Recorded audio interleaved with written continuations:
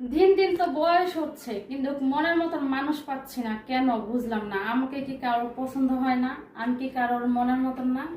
কেউ কি আমাকে পছন্দ করো না? কি করব, আসলে মনের মতন একটা মানুষ পাচ্ছি না। আমি কি কারোর লাইফ পার্টনার হতে পারি না? কেউ নাই যে আমাকে লাইফ পার্টনার বানাবো? সম্মানিত দর্শক, আসসালামু আলাইকুম। জীবনের গল্প অনুষ্ঠানে আপনাদেরকে স্বাগত। ক্যামেরার সামনে সেই আপনাদের পরিচিত মুখ মিষ্টি কিউট আপু, শুনবো তার জীবনের গল্প। আসসালামু আলাইকুম আপু। ওয়ালাইকুম সালাম ভাইয়া, কেমন আছেন? আলহামদুলিল্লাহ। আপু, তোমার নাম? আমার নাম ঝর্ণা। ঝর্ণা। আচ্ছা ঝর্ণা আপু, তোমার দেশের বাড়ি? আমার দেশের বাড়ি হচ্ছে চাঁদপুরে। চাঁদপুর। জি। আচ্ছা, পরিবারে কে কে আছে? পরিবারে আছে, আমার মা আছে, বাবা আছে, একটা বোন আছে, ছোট বোন। ছোট্ট একটি বোন আছে। জি। আচ্ছা আপু, বর্তমানে কি করা হয় তোমার? ভাইয়া বর্তমানে তো এখন কিছু করা হয় না, তো পড়াশোনা তো বাদ দিয়ে দিছি। এখন দেখা গেছে বর্তমানে এখনো কিছু করি না, এখন বেকার। বেকার আছো না? আচ্ছা আপু, তোমার আব্বু কি করে? আব্বু অটো রিক্সা চালায়। বাবা অটো রিক্সা চালায়। আপু, এইখানে আমাদের এই ভিডিওতে প্রোগ্রামগুলোতে আসার উদ্দেশ্যটা কি একটু বলবা? ভাইয়া আসার উদ্দেশ্য হচ্ছে যে এখানে তো আপনাদের এখানে তো অনেকবারই আসা হলো, কিন্তু মনের মতন কোনো মানুষ পাচ্ছি না আসলে। এমন কোনো মানুষ যদি আমার পাশে আসতো। ভাইয়া পাইছি মনের মতন মানুষ, কিন্তু তারা আসলে ওরকম না, না, তারা মনে করে এই মনের মতন না। তো এরকম একজন মনের মতন মানুষ চাই, যে আমাকে বুঝবে, চিনবে, জানবে। আসলে আমিও তার মনের মতন হয়ে উঠতে চাই। কেন আপু, কিরকম মনের মতো চাইতেছো তুমি?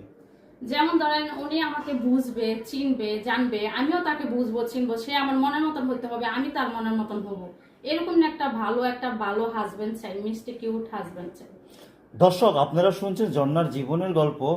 ঝর্ণাকে যদি আপনাদের ভালো লেগে থাকে, পছন্দ হয়, অবশ্যই আমি আবারও বলছি, ঝর্ণার একটা স্ক্রিনশট মেরে ভিডিওর লাস্টে নাম্বার থাকবেন, ভিডিওটা সম্পূর্ণ দেখবেন, বুঝবেন, তার স্ক্রিনশট পাঠাবেন, তারপরে কল দিবেন, এর আগে কল দিবেন। আচ্ছা আপু, দেশ ও প্রবাস থেকে অনেক লোক হয়তো আমার এই ভিডিওটা পাবলিশ করার পরে দেখবে। কোনো বিদেশি বা প্রবাসী ভাই তোমাকে দেখে যদি পছন্দ করে থাকে বা তোমাকে বিয়ে শাদী করতে চায়, সে প্রবাসে নিয়ে যাবে, আসলে তুমি গরিবের ঘরের মেয়ে, সেই ক্ষেত্রে আসলে কি করবা? আসলে ভাইয়া, কেউ যদি আমাকে নিয়ে যেতে চায়, উনি আমাকে যেখানে রাখবে আমি ওখানে থাকতে রাজি আছি। সে যদি আমাকে গাছতলায় রাখে, আমি গাছতলায় থাকতেও রাজি আছি, তাতে আমার কোনো সমস্যা নেই। যদি সে প্রবাসে নেয়, তাহলে আলহামদুলিল্লাহ, এটা আমার ভাগ্যে আছে, আমি ওখানে যাব, স্বামীর সাথে থাকবো। এর থেকে সুখী আর কি হতে পারে বলেন ভাইয়া? তাই? জি। আচ্ছা আপু, এখন তোমার সাথে কিভাবে যোগাযোগ করবে একটু বলো তো। আমার সাথে যদি যোগাযোগ করতে হয়, তো আমার কন্ট্যাক্ট ফোন নাই, তো আমার সাথে যোগাযোগ করতে হলে ভাইয়াদের মাধ্যমে যোগাযোগ করতে হবে, আপনাদের মাধ্যমে। তার মানে আমাদের সাথে যোগাযোগ করলে ঝর্ণার জীবনের গল্প, ঝর্ণাকে যদি আপনাদেরকে ভালো লেগে থাকে, পছন্দ হয়ে থাকে, তাহলে ঝর্ণার একটি স্ক্রিনশট মেরে ভিডিও শেষে যে নাম্বারটি দেখতে পাচ্ছেন সেটি আমাদের ইউটিউব চ্যানেল কর্তৃপক্ষের। আমি আবারও বলছি, ভিডিওতে যে নাম্বারটি দেখতে পাচ্ছেন সেটি আমাদের ইউটিউব কর্তৃপক্ষের। যদি ঝর্ণাকে আপনার ভালো লেগে থাকে, পছন্দ হয়ে থাকে, তার একটা স্ক্রিনশট মেরে আমাদের এই নাম্বারে ইমো আছে, হোয়াটসঅ্যাপ আছে, পাঠিয়ে দিবেন। আমরাই আপনাদের সাথে যোগাযোগ করব। অযথা কোনো ভাই কল দিবেন না, আমি আবারও বলছি, কোনো ভাই কল দিবেন না। ভালো থাকবেন, সুস্থ থাকবেন, আল্লাহ।